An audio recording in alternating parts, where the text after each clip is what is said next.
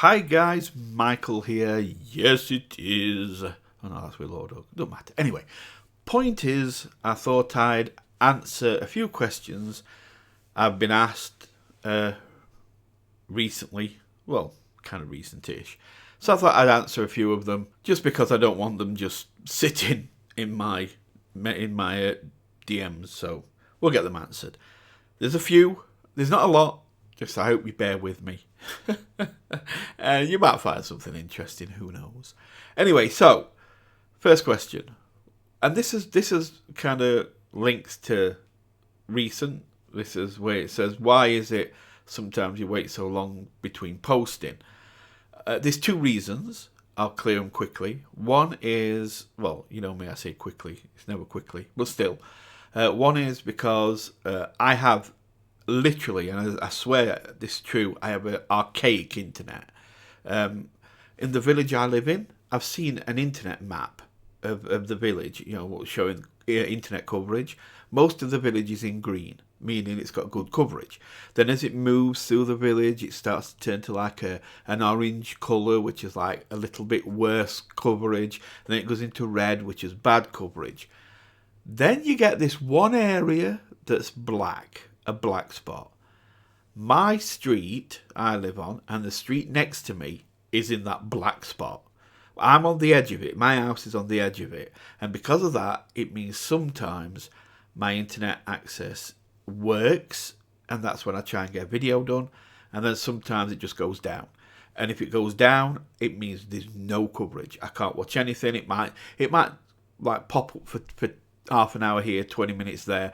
But literally, the internet goes down. I'm ringing the company up. I'm on their case. And they are like, well, we'll look into it. And then they don't. They just wait for it to sort itself and then say, see, it's working. And the second thing is, I suffer, and always have since I was a child, from bad throats. I get a bad throat a lot. When I was 7, I think it was 7, it was 6 or 7, I got scarlet fever. Bad. Really, really, really bad. And it to a point where it can kill you, scarlet fever. And it was so bad. I had the body and head of a child. I had the throat of a man. My throat swelled up that big that I had a neck of a man. I couldn't. I was literally only on liquids. I couldn't even swallow a pea. It was so bad. I couldn't swallow anything solid. I was drinking soup through a straw, and I was like 6 or 7, and I was meant to be doing a play at school. We were doing Samson and Delilah, and I'd got the part of Samson, and I didn't end up doing the play. So I'll tell you the story of that actually. So one day soon. It's quite an amusing story actually. Well, depends. I was a bit petty on it, but anyway. The point is that I didn't end up doing it because I couldn't breathe. I literally was having trouble breathing. I was on antibiotics, basically just pumping them, just throwing them down me. And for like a couple of weeks, I was having fevers all the time. And like I said, I couldn't breathe. Then also it started getting better. My throat started calming down.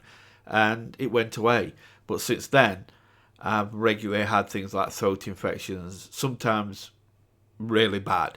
I had one when I was in my early 20s, and that basically screwed my throat up. It was so bad, it basically messed my vocal cords up. So at 25, I sounded like my father. I did, honestly. It's like if I was at home visiting and one of my friends rang up and I answered, they'd say, "Oh, can I talk to Michael, please?" And I'd be like, "Wait, it is me," because honestly, it's like it really messed me up. Also, it messed up the singing because I was aiming to be a singer and all this stuff, and it killed my throat. So yeah, it weren't good. That were like early 20s. So yeah, and so periodically I get bad throats, and so really to do a video stars after a line. I've got to like have my throat being fine. And the internet working as well, so because the problem is with me doing what I do, well, because I don't use a face cam and I do actually speak a lot, it makes it so my throat has to be in order. Otherwise, I could do what some reactors do, where They don't do anything. They just sit there pulling funny faces at the camera, and they class that as your reaction. No, I like to give you your money's worth, so I like to really get into it and talk and say what I feel. And because I use a lot of voice to communicate, it means if my throat's acting up, then it kind of throws it out. So if either one of them, if the internet or my throat are acting up, then I can't do nothing. So it's just basically stars aligning. Then I do a video like it is now. The internet's working. My throat's okay. It's not too bad. It's okay. You might hear a little bit of a glitch at times in it, but hey, it's not too bad. So I'm doing a video. So that's why you'll have to wait at times. I'm sorry about that. 2. Next question. Do I class myself as a deer? Yes, I do class myself as a deer. I don't class myself as a hardcore deer because, as I say, for one, internet, I can't follow anybody fully. And also, there's too many people I do like to listen to. But what I will say is, I listen to a lot of singers, but a lot of them I'm not a fan of. I just like listening to some of the music, but I won't class myself as a fan. With Dimash, I would class myself as a fan, like a casual fan though. I don't have time to be hardcore, but yes, I do class myself. If somebody asks, I have no problem saying yes, I'm a deer, no problem. So yeah, but I'm just being honest with you. I just class myself as a casual deer, but I am a deer. I listen to his music a lot, so yeah, I am. Next question. Oh, favourite song? Dimash song? I don't really have one, because it was Sinful Passion when I first heard it, simply because, well, those of you that have been with me for a while, you know why I explained it. There was an emotional link to it with Sinful Passion, so it became my favourite Dimash song. But the thing about me is I have different criteria that I listen to. Like, I listen to some songs when I'm hyper, certain songs when I'm chilling, certain songs when I'm nostalgic, certain songs, you know what I mean? I have different categories.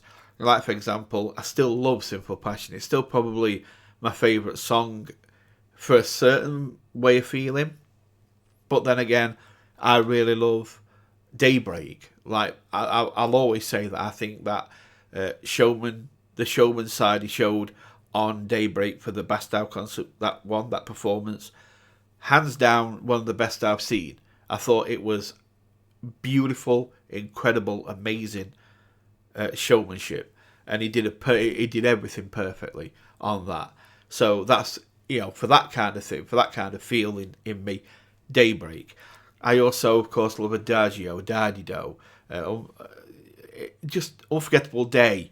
But I'd really love Autumn Strong. Autumn Strong's got a special place in my heart. I do slightly prefer Koji Tamaki's version, but then again, he wrote it, so. But it's just something in me. He touches a lot of emotion in me, Koji, when he sings it. And if you know me, well, you know me by now. I love emotion. I'm all about the emotion. I'm not so much on the technical this or technical that, or it's like I love the emotion side, and I think Koji just brought that out. So, but Dimash does a great job of doing Unforgettable Day as well. So I do enjoy that song as well. But like I say, there's a lot of songs I enjoy. I've got one question. It says, which is the worst Dimash song that you've heard? And my answer is none of them. The thing is with Dimash, because he's got so much talent and technical skill, it's hard to find a song that he can't make sound good. Even if it's a bad song, Dimash has the skill and the technical know-how to make it sound good. So it's like, alright, there might be songs I haven't listened to a lot, like for example Opera 2. I listened to it when I recorded it on from Singer, but then I've listened to it once since then, because to me there's not a lot to it. It's just different forms of singing high, and we hear them examples in a lot of other songs Dimash does. So I don't see it as a song I need to listen to, because there's nothing really technical in it. It's just his talent at singing high. So there's not a lot else to it. So like for that. So it's not that I dislike Opera 2. It's just not a song I listen to as much. So, tell that as you will. I don't class it as a weak song because I think Dimash did amazing with it and made it sound great. But I just, it's just not a song I listen to a lot. Next question. Do you have any hobbies? Yeah. These things I've done in the past. I don't, not as much right now, because like I said, I'm doing the reaction thing, and I do other things. I'm busy with other things, but yeah, I've done things in my past. Like I learned I learned magic. Yes, all this card magic, all the sleight of hand. You pick a card, you can look at it, put it anywhere back in deck. You can even shuffle the deck, and I can tell you what your card was. I can move cards from anywhere in deck back to top of deck, and all sleight of hand stuff where you don't see it happening. It's really quick, and I can do all that kind of stuff. For a few years, I was just doing magic. So yeah, I can still do it. I hadn't done it for years, but I could still do it. What else? Oh, I learned to do contact juggling. If you don't know what contact juggling is, you can look it up on YouTube. But if you've ever seen Labyrinth with David Bowie, it's that thing he does with crystal when he's moving it around his hand. That's contact juggling, if you know what that is. And if you watch, if you look on YouTube, you'll find it. Some people just hold a ball still and move the hand around it. It's not that. It's like when you're waving your hand about and moving the ball over your hand, front and back. It's hardish to explain. You need to see it, but it's a lot of fun. And I spent a while learning to do that. I got this ball that is beautiful, like crystal kind of ball, and it's a beautiful thing, but weighs a bit. And then you just do it with that. It's a lot of fun. So I spent some time doing that. Drumming, I think I've mentioned that. I learned I could drum. I'm always pretty decent at drumming. It used to, because I used to do it at school. He used to make the music teacher so stressed, because I was probably he said I was, but I was probably the best singer in school at the time. In the school, I was about 13, 14, and and I was still learning singing. I was still getting coaching and that. So, but then I got this love for kind of drumming. So when at school they were doing musicals or concerts and things, instead of being on stage, like being head of, because music teacher always wanted to put me front and centre, main part, get singing, and that. But I'd always be like, nah, I'm gonna go and do drumming, and I'd be with instruments doing drumming, even though I was probably a better singer than anybody on stage. So yeah, it were funny. It used to drive music teacher crazy, but that were good. And then sometimes if somebody didn't show up for rehearsal, he'd ask me to replace them, and I'd get on and start singing, and sing their parts better than they did, and it'd be almost begging me, just keep singing. I'd be like, nah, I'm alright, I'll get back to my drums. And because I was like the second best drummer in school, there was a boy called Richard who were better than me, but he weren't bothered about drumming, even though it was better.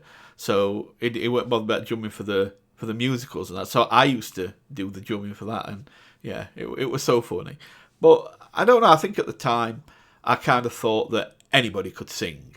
It weren't really that hard. If you could sing, if you could carry a note, you were good. That's it. But you've got to realise, I was like 13, 14. I mean, obviously now I don't look at it that way. I know of the nuances, technical aspects, and all this kind of thing, and all the different styles, vibrato, staccato, and all this kind of stuff. It all comes in, but that kind of age, I was young, so I didn't know any better. It was like, well, it was just that easy to me, because I could sing. I had a voice, so it was easy for me. So I just figured anybody could do it. So but drumming, I had to learn to do that. So I don't know. It was just, my mind looked at it a bit weird, so I did the drumming instead. And I did. I went to a stage of writing poetry. Yes, I got poetry published, and. What's the first one I ever got published? Oh, I wrote it, right. So I remember. I'll see if I can remember poem while I'm talking. So about 15, and I was to a friend's house, and he was playing, on his console, games console. He was playing a FIFA game, a football game, and I was watching him. And then all of a sudden I went to him, have you got any paper? I need a sheet of paper. Because I never planned out poems. They just kind of hit me. Literally. I just got the words come to me. And I was like, have you got some paper? Have you got some paper? And he gave me, I'll never forget, he gave me this sheet of paper that were like that math paper with the lots of little squares on. Like rows and rows of squares. He gave me one of those and a pen. And I started writing. And the poem went... and you've got to remember, I'm like 14, 15, so it might not make a lot of sense to you, but this is what I wrote. And this came to me just watching a friend play a football game. It was, two hearts collide to a single beat. With the flames of love, I can feel the heat. The light of my life, a star in disguise. A moment in time as seen through my eyes. An age goes by, a passage of years. A gain in strength to conquer all fears. The shot from an arrow, a pain in my heart, a problem in life tears me apart. And that's what came to me while I was watching a friend watch. I can't believe I still remember that. Wow, that's impressive. Sorry, but yeah, I had that come to me while I was, just watching a friend play a football game. So yeah, poetry, that was another one. And then I played some cricket for the village team and that, just things like that. So yeah, I did do a few things I enjoyed doing, like hobbies. What do I think of deers? Okay, I think deers are extreme. I do. I think deers are extreme, and I love it. I love it. I don't want to be able to change, because I'm the kind of person, I like extremes. It's like I like. If I feel like having something upbeat, I like it extremely upbeat. If I want it like chilled, I want it extremely chilled. If I want, like with foods, I like strong flavours. And well, I've said it about Dimash, but I can say it about the deers as well. The deers are different gravy. It's like one deer, way support they give is like equal to 5 or 10 of like another fan from another to another person, because they're just so supportive. I mean, I've seen the very edge of it with the people who I've got supporting me, and I feel like I've got 50,000 subscribers where you guys act at times. Where comments and DMs I get and things. It's like I feel like I'm one of big massive subscriber, one of big creators instead of just this little reactor. But it's like, but that's because of you guys. You support so strongly, and it kind of makes me see how lucky Dimash is. And I know some of you are like, "Oh, I'm so lucky to have found Dimash." No, I look at it. He's lucky. He's lucky to have you guys supporting him, because it gives him the platform to do anything, and you guys are there for him, and you are strong. You are strong in your support, and I think it's amazing. And so I know you guys are crazy, but in a good way. Don't take that as an insult. You guys are crazy in a good way, and that's I think why I class myself as a deer, because I'm not all there either. I'm crazy too, so it's all good. It's all good. What's my favourite part of reacting? I think the comments section. I love doing comments. I don't have a lot of time sometimes, so it's like I'll post a video, then I jump into the comment section of the previous video, answer all of them, even if there's like 70 or 80, 100, whatever. I'll try and answer every one of them, and then I'll go away, and then when I do another video, I'll do a previous video again. And I love reading the comments. Some of you guys come up with some come up with such wise things about Dimash, and you tell me incredible things like, oh, he sang this with this person 2 years ago and then went on to do that person sang with that person. It's like, wow. And then other times you'll tell me stories about how you found Dimash, or concerts you've been to and things like this, and I love reading all that. Some of you have wrote like 10 paragraphs in comments, and I've just sat and read every word, and then at the end I've just gone like, wow, that were amazing, because that's all I can think of saying. You guys are amazing, and I love to see the wisdom that comes out of you, the knowledge. I love that knowledge. You guys are my teachers, and I love that. I love that. And so I enjoy the comment section because I never know what I'm going to see. I go into the comment section and I read stuff, and it's good. It's good. I enjoy it. Okay, last question. I wasn't going to answer this one, but I will. Why do you ban people who say about you post too much and talk too much? Yeah, because for one, I don't want to try and belittle people. I don't want to sit there calling them stupid and things like this. I know I kind of do anyway by saying, if I do the disclaimer, I say, so if you put in the comments saying that you're stupid, I know I do that, but I don't want to type it down. I don't want to be typing you're stupid or anything like that. And also, I think if a person doesn't like me or what I do, then they don't need to be watching my videos. So I help them by removing them, because then it makes them go and look at somebody else's videos, and they might find somebody they enjoy then. So it stops them watching me and getting stressed or upset because they don't like what I do. Instead it makes them go and look for somebody else who they might find who they do like. So it's a positive thing. And also, at the end of the day, it's my job to protect my subscribers. Which sounds weird saying that when it's just somebody having a go at me. But the comment section on my videos, there's a lot of people who enjoy them too. They enjoy writing on them. People will answer each other's comments, reply to each other's comments and things like that. And it's quite a happy place. There's a lot of nice things said. There's a lot of support shown. There's a lot of friendship shown, or at least camaraderie, because we're all on the same bus, if you wish, Dimash bus. So somebody coming along and disrupting that, I look at that as they're disrupting my house. See, to me, my YouTube channel is like my house. And you could say, yeah, but in a house you have a landlord. Well, YouTube is the landlord. They own your channel, just like a landlord may actually own your house. And you rent it from them, you know what I mean, or pay it from them. And it's same with YouTube. You're basically only using it if YouTube let you, but they can take it away.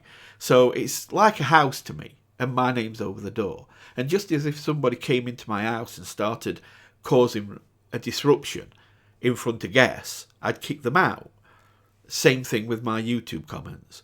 It's like it's my job to make sure you don't have to put up with an idiot coming on and disrupting the chat that you enjoy typing in.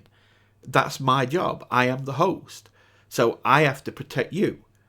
And that's another reason. I take that very serious. Very serious. If somebody's coming into my chat and disrupting things, which is going to upset my subscribers or those that are commenting, then it's my job as the host of the one whose name's above the door kind of thing, to protect you guys from that kind of thing. And I'll protect you. That's what I do. And I'm not going to let anybody go against that. So, yeah, I'll ban anybody who's disrupting things too much, because I don't want that for my I don't want that for the people that comment. It's not fair on them. So I protect them from that. And finally, this was a cruel question. What is the most memorable thing about watching Dimash videos? It's a good question, but it's cruel. You know it's cruel. You know what's going to happen, because I'm not going to think a crab boy. I'm not going to do it. I'm not going to do it. There's been some memorable things. I'll be right back. You see, you did it, didn't you? You did it. You did that on purpose, because you knew I'd think of that. And that one in Bastow concert, when they're waving them figures about that have got no apparent reason. They just don't think about it. Stop it. Don't. I'll be right back. Oh, you're cruel. Yeah, so there's been some memorable things watching Dimash. But I think for me, it was kind of moving away from them thoughts. Some of the most memorable things have probably been the interaction. I love to see the interaction between Dimash and the fans, because it just feels like there's such a special connection there, you know. Like he doesn't overlook for a second the Deers. He pays a lot of homage to the Deers. You know, he don't. It's not like, oh well, I've got these fans now. Like a lot of famous things though, where they're like, oh, I've got these fans now. They'll always be there. I don't have to keep, you know, playing up to them because they'll never leave me. Blah blah blah, whatever. No, he keeps paying homage to him. He's always being, you know, talking about the Deers and things like that. And the Deers, on the other hand, are very much loyal to him and support him. And I think seeing that bond between Dimash and the Deers is something that I find very memorable, and I love to see that. And you know, the times you see that, it always makes me feel good inside to see him, you know, show respect and them show respect. It's just such a special bond, and I love to see it. So yeah, I think that's probably one at most. That's something I tend to remember a lot if I'm not thinking of the other things. Oh dear, I'm done. Okay, so there you go. There's a few questions. Oh no, wait, there's one I missed. Oh, what are you reacting to next? Like normal songs, they're not on about concerts. And that's actually, I've left that till last reason. I remember now. I'm sorry to put it on another piece on another page, so I didn't see it, but now I've seen it. Well, I don't want to keep just reacting to concerts because he's done quite a lot of stuff, and it could take me ages to go through all concerts all the time. I do want to do some of the newer stuff as well. You guys are asking for that, and I want to do that. So what I'm going to do is this: I'm going to get a list of songs together, probably about 10 or so, and then I'm going to do a poll. And you guys will vote on the poll. And you won't be able to see the answers. So there'll be a bit of surprise when the video comes up. And what you'll do is you'll all vote. And the top 2 voted songs will be done as a Dimash double. And that's how I'm going to do it. And then every so often I'll let out a poll. And you guys will vote. And the top 2 will become, you know, the Dimash double. And that's how I'm going to do it. Because over time, as I do each new poll, the songs I've done previously won't appear on it. So it'll always be new, you know, songs that I haven't reacted to yet. So eventually, all your songs are going to get put on. Yay! You know, it works out great. So that's what we'll be doing. I'll do a poll, and then you'll vote, and then I'll do another poll at some time, and you'll vote again. I like you guys to choose the Dimash double. I do like you guys having a say in that. So I think this is a good way of doing it, and then it's fair to everyone, you know, because then anybody, you know, a lot of people might vote who don't really comment much, but there might be a lot of people who vote for a certain song, and they'll get that song done, you know, and I think that gives anybody a chance of having their song done. Then, you know, you just put your vote in. Now, the song you like might not, you want yourself might not always appear in the first 10, but be patient. You guys have given me a lot of suggestions. I've got a lot of songs that you guys have told me to do over time. So you've got to be patient. If yours doesn't appear in the first poll, it might appear in the second. So just bear with it.